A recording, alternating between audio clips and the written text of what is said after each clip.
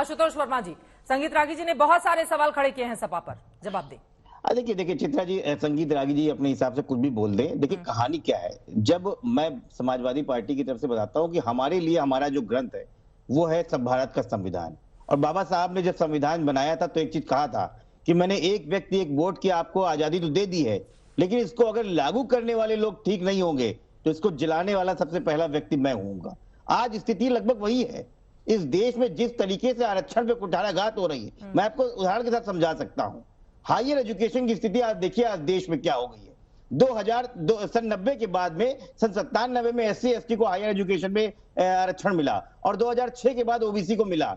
इन Bharatiya Janata party वालों से इतना नहीं सहा गया और ठीक 12 साल बाद 2018 में 13 पॉइंट रोस्टर लेके आ गए। भारतीय जनता पार्टी के प्रवक्ता बैठे हुए हैं, बोल दे एक बार 13 पॉइंट रोस्टर पे उठा पाए। जब हमने आवाज उठाई कि आरक्षण पे कुठाराघात हो रहा है, तब जाके ये पीछे हटे। यही वो लोग थे जो हमको सांप और छछूंदर बोलते थे। यही वो लोग थे जो अखिलेश यादव जैसे पिछड़े व्यक्ति का अगर मुख्यमंत्री तक हो गया, उसके घर को अरे आशुतोष वर्मा जी, जब एक पिछड़ा व्यक्ति मुख्यमंत्री हो गया, यानी कि एक राज्य के शीर्ष पर वो पहुंच गया, एक पिछड़ा इसी देश का, हिंदुस्तान का प्रधानमंत्री भी है। कहाँ आप जा रहे हैं? आप जातियों में क्यों बांट रहे हैं? आप जातियों का वैमनस्य फैलाने का क्या काम आशुतोष वर्मा जी नहीं कर रहे हैं? उसी जनता ने चुनकर मुख्यमंत्री बनाया ना। आप कह रहे पिछड़ा इस देश का प्रधानमंत्री है और उनके लिए उनकी ओर से जो योजनाएं भी चलाई गई हैं लगातार। जब आप अपना बयान दे रहे थे, हम दिखाइए, एक बार दिखाइए भाई, किस तरह की योजनाएं चलाई गई हैं मौजूदा वक्त में। अगर आप कहेंगे कि नहीं इनके साथ ये बुरा व्यवहार किया जा रहा है, इनके साथ ये अच्छा व्यवहार किया जा रहा है, इसी उत्तर प्रदेश जैसे राज्य ने यादवों की आबादी कितनी है?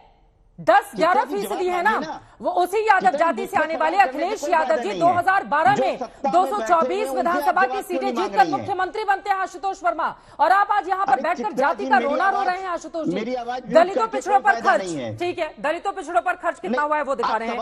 SC ST के लिए 9 केंद्रीय योजनाएं चला रही है सरकार, 14,287 करोड़ रुपए खर्च भी कर रही है। दरअसल कुछ आंकड़े आशुतोष वर्मा जी, मैं डिफेंड नहीं कर रही हूं। रामचरितमानस को अगर आप लोग आधार बनाएंगे तो फिर मुझे सच देश के सामने रखना जरूरी है। मैं यहाँ किसी को डिफेंड करने के लिए नहीं बैठी हूँ आशुतोष जी। बिल्कुल मैं देश के बड़ी पत्रकार हूँ और पूरी जिम्मेदारी के साथ पत्रकारिता करती हूँ, सर्टिफिकेट नहीं चाहिए। लेकिन अगर रामचरितमानस को आप आधार बनाएंगे और तुलसीदास को जाति में बांटेंगे तो फिर इस सोच पर शर्म करने की जरूरत है। मौजूदा पूछ लेती हूँ ब्रजलाल जी, पूछ लेती हूँ, ठीक है ब्रजलाल जी आरक्षण को लेकर वो आप पर सवाल खड़े कर रहे हैं। ब्रजलाल जी, ये वो लोग हैं जिन्होंने हमेशा दलितों का दमन किया। दलित बाबा साहब को अपना मसीहा मानता है, देवता मानता है, संविधान निर्माता थे हमारे। 5 सितंबर 2016 हज हाउस का उद्घाटन हो रहा था। अखिलेश जी बैठे थे मंच पर। आजम खान ने कहा ये मूर्तियां जो उठाए खड़ी हैं, ये कहती हैं जहां मैं हूं वो प्लाट मेरा है और आगे वाला प्लाट भी मेरा है। बाबा साहब को भूमाफिया कहा था। अखिलेश जी ने टोका नहीं, मुस्कुराते रहे। दूसरा उदाहरण, मैं ST ST कमीशन का चेयरमैन था। जब मैं 18 में गया तो अखिलेश जी के समय जो में ST ST कमीशन था जिसमें केवल ST और ST होते हैं, अध्यक्ष दोनों उपाध्यक्ष गैर दलित, 17 मेंबर होते हैं, केवल 5 दलित थे, खाने में नमक की तरह डाल दिए थे, और बाकी उसमें अंजुम, अरुण यादव, सीमा उपाध्याय, जो वॉच डॉग था ST ST कमीशन, उसको अखिलेश यादव जी ने गैर दलित आयोग बना दिया। पिछड़ा और माइनॉरिटी कमीशन को टच नहीं किया। तो ये वॉच डॉग था, उसको इन्होंने समाप्त कर दिया। बाबा साहब का अपमान किया।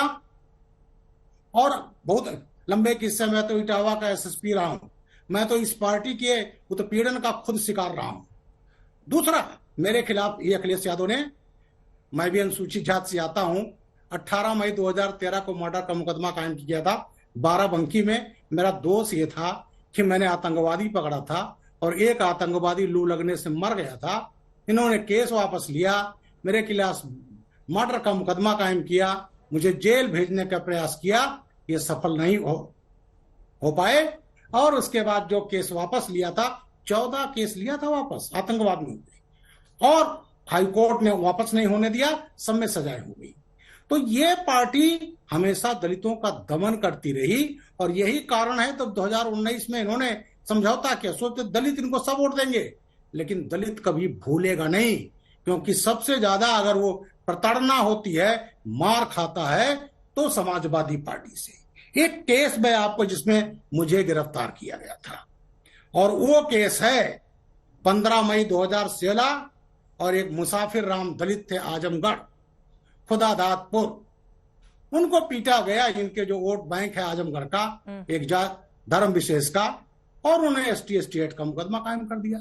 उन्होंने कहा इनकी हैसियत हो गई ऐसी, हमला किया गया, तमाम दलितों के घर जला दिए गए। के सरोज अनुसूचित जाति के DSP थे, उसको गोली मारी गई, हाथ में गोली लगी, SDM का सर तोड़ दिया गया, और उसके बाद घर जला दिए गए। और मैं जा रहा था उसमें जांच करने, जैसे मैं बाराबंकी पहुंचा, मुझे गिरफ्तार कर लिया, उन्होंने जाने नहीं दिया। और जब मैं ST/ST कमीशन का चेयरमैन हुआ, तब जाकर उन दलितों का न्याय मिल पाया। तो ये लोग तो घर जलाने वाले, ये लोग दलितों का उत्पीड़न, इसीलिए 2019 में भले इन्होंने समझौता किया था, लेकिन दलितों ने इनके वो वोट नहीं दिया, 5 सीट पर सिमट गए। तो ये जो है, और यहाँ तो भारतीय जनता पार्टी की बात है, भारतीय जनता पार्टी सबका साथ, सबका विकास, सबका विश्वास, सबका प्रयास, और सबसे जितनी योजनाएं हैं, चाहे वो मकान हो, भाई मैं तो गरीब घर में पैदा हुआ था, लेकिन धर्म के आधार पर तो आरोप लगते हैं ना, अगर किसी का मकान बन जाए, बीजेपी। ठीक है सर,